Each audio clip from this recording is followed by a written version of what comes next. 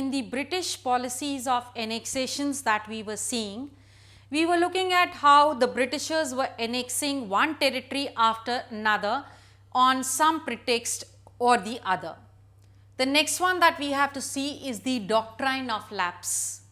According to Doctrine of Lapse, if any king died without a natural heir, then his adopted son would not get his throne and it shall become the property of the East India Company. Dalhousie started with this Doctrine of Lapse, and there were so many kingdoms which were affected because of the Doctrine of Lapse, that is Satara, Nagpur, Jhansi, Sambhalpur, all of them were conquered on the pretext of Doctrine of Lapse. The next policy of annexation which they followed is the policy of misgovernance. That is, the Britishers said that the ruler was inefficient, that is when he had entered into the subsidiary alliance and he had become relaxed over the fact that he is free as far as any external or internal threat is concerned. He was suddenly given the tag of misgovernance and his territory used to be annexed by the Britishers.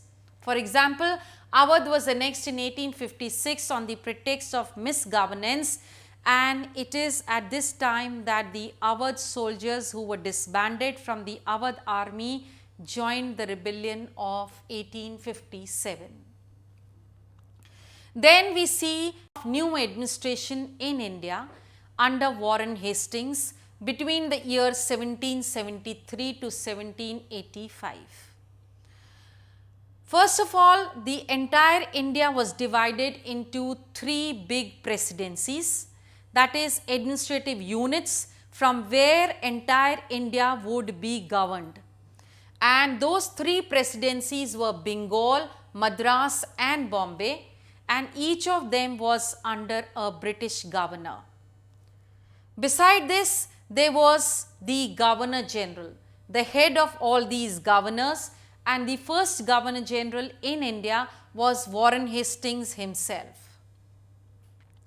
Then they also tried to bring about changes in the judicial administration in India. As far as justice is concerned in India, they divided the districts into two courts, that is the criminal courts and the civil court. That is the Faujdari Adalat and the civil adalats that we had. The Maulvis and the Pandits reinterpreted the ancient scriptures to the Britishers so that they could base their new laws on the basis of the Indian scriptures. Then we also see that the criminal courts were still under the Qazi and the Muftis, but the overall jurisdiction lied in the hands of the collector. So these were the new changes which were brought about in the general governance and in the administrative governance of justice in India.